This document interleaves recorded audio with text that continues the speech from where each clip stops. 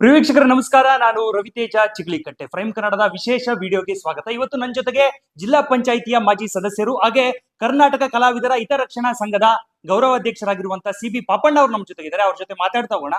Sir, ಮೊದಲನೇದಾಗಿ ಹೇಗಿದ್ದೀರಾ? ಚೆನ್ನಾಗಿದ್ದೀರಾ?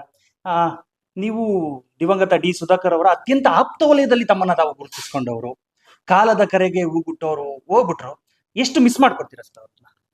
ಮೊದಲನೇದಾಗಿ ಈ ಕರ್ನಾಟಕ ರಾಜ್ಯದ ಜನತೆಗೆ ನನ್ನ ಅನಂತ ನಮಸ್ಕಾರಗಳನ್ನು ಹೇಳ್ತಾ, ಬಹುಶಃ ನಾವ್ಯಾರು ಇಂಥ ಒಂದು ಆಗುತ್ತೆ ಅಂತಕ್ಕಂಥ ಕನಸನ್ನು ನಾವು ಯಾರು ಕಂಡಿರಲಿಲ್ಲ. ಡಿ ಸುಧಾಕರ್ ಸಾಹೇಬ್ರು ಅಂದ್ರೆ ಅವರು ಈ ರಾಜ್ಯ ಮತ್ತೆ ಈ ಜಿಲ್ಲೆಗೆ ತುಂಬಲಾರದಷ್ಟು ನಷ್ಟ ಉಂಟಾಗ್ಬಿಡ್ತು.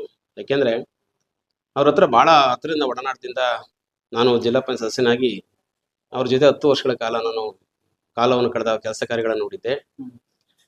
ಬಹಳ ಸರಳ ಸಜ್ಜನಿಕೆ ಅಂತ ವ್ಯಕ್ತಿ.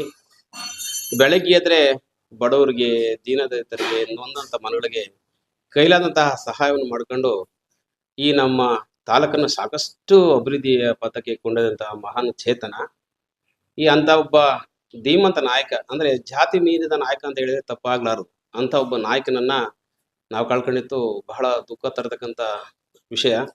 ಭಗವಂತ ಅವ್ರ ಕುಟುಂಬಕ್ಕೆ ಒಳ್ಳೇದು ಮಾಡಲಿ ಅಂತ ನಾನು ಮನವಿಯನ್ನು ಮಾಡ್ತಾ, ಹಾಗಾಗಿ ಈ ಒಂದು ಉಪಚುನಾವಣೆ ಅಂತಕ್ಕಂಥ ಏನಿದೆ, ನಮ್ಮ ನಾಯಕರು ಕಳೆದ ಮೇಲೆ ಅದು ಸಂವಿಧಾನದಲ್ಲಿ ಒಬ್ಬ MLA ಮೃತಪಟ್ಟಂತ ಸಂದರ್ಭದಲ್ಲಿ ಚುನಾವಣೆ ನಡೆಯಲೇಬೇಕು. ಅದು ಸಂವಿಧಾನದ ಕಾನೂನುಬದ್ಧ ನಿಯಮ.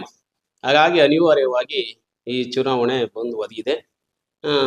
ಹಾಗಾಗಿ ಈ ಚುನಾವಣೆಯಲ್ಲಿ ಏನಂದ್ರೆ, ಈ ಸುಧಾಕರ್ ಅವರ ಅಗಲಿಕೆಯಿಂದ ತೆರವಾಗಿರುವಂತಹ ಹಿರಿಯೂರು ವಿಧಾನಸಭಾ ಕ್ಷೇತ್ರದಲ್ಲಿ ಈಗ ಉಪಚುನಾವಣೆ ಕಾವು ದೊಡ್ಡ ಮಟ್ಟದಲ್ಲಿ ಏರಿದೆ. ಅನೇಕ ಮಂದಿ ಅಭ್ಯರ್ಥಿಗಳು ಅಂತ ಈಗಾಗಲೇ ಸಂಘಟನಾ ಕಾರ್ಯದಲ್ಲಿ ತೊಡಗಿಸ್ಕೊಂಡಿದ್ದಾರೆ. ಎಲ್ಲೋ ಒಂದ್ ಕಡೆ CB ಪಾಪಣ್ಣ ಅವರು ಕೂಡ ಕೈ ಟಿಕೆಟ್ ಆಕಾಂಕ್ಷಿ ಅನ್ನೋದು ಜನರು ಚರ್ಚೆ ಮಾಡ್ತಾ ಇರೋ ವಿಷಯ. ಇದು ಚರ್ಚೆಗೆ ಗ್ರಾಸ ಆಗಿದೆ. ಇದ್ರ ಬಗ್ಗೆ ನೀವು ನಿಜವಾಗಿಯೂ ಕೈ ಟಿಕೆಟ್ ಆಕಾಂಕ್ಷಿನ? ನಾವು ಕಳೆದ ಬಾರಿ 2023 ಚುನಾವಣೆಯಲ್ಲಿ ನಾನು ಟಿಕೆಟ್ ಆಕಾಂಕ್ಷಿಯಾಗಿ ಪಕ್ಷದಿಂದ ನಾನು ಬಯಸಿದ್ದೆ. ಆ ಸಂದರ್ಭದಲ್ಲಿ ಇವತ್ತು ನಮ್ಮ ಘನವೆಂತ ಏನಿವತ್ತು ನಮ್ಮ DK ಶಿವಕುಮಾರ್ ಸಾಹೇಬರು ಈ ರಾಜ್ಯದ ತಾಳ್ಮೆ ಮುಖ್ಯಮಂತ್ರಿ ಅಂತ ಹೇಳಿದ್ರೆ ತಪ್ಪಾಗ್ಲಾರ್ದು. ಯಾಕೆಂದ್ರೆ ಈ ರಾಜ್ಯ, ಈ ದೇಶ ಅವ್ರು ನೋಡಿ ಕಲಿಬೇಕು. ಯಾವುದೇ ಒಂದು ಅಧಿಕಾರ ಸಿಗ್ಬೇಕು ಅಂದ್ರೆ ಬಹಳ ತಾಳ್ಮೆಯಿಂದ ಇರ್ತಕ್ಕಂಥದ್ದ ನಾವು ನೋಡಿ ಕಲ್ತ್ಕೊಂಡ್ಬಿಟ್ಟಿದೀವಿ. ಹಾಗಾಗಿ ನೀನು ಮುಂದಿನ ದಿನಗಳಿಗೆ ಅವಕಾಶ ಮಾಡ್ಕೊಡ್ತೀನಿ, ಈ ಸರಿ ನೀನು ದಯಮಾಡಿ ಸುಮ್ಮನೆ ವಾಪಸ್ ತಗೊಳ್ಳು ಅಂತ ಅಂದಾಗ ನಮ್ಮ ಸಾಹೇಬ್ರು ಹೇಳಿದ ಮೇಲೆ ನಾವು ಮಾತಿಗೆ ಮನವಿ ಕೊಟ್ಟು ನಾನು ಕಾಂಗ್ರೆಸ್ ಪಕ್ಷದ ಕೆಲಸ ಮಾಡಿ ಅವ್ರ ಗೆಲುವಿಗೆ ನಾನು ರೂವಾರಿಯಾಗಿದ್ದೀನಿ.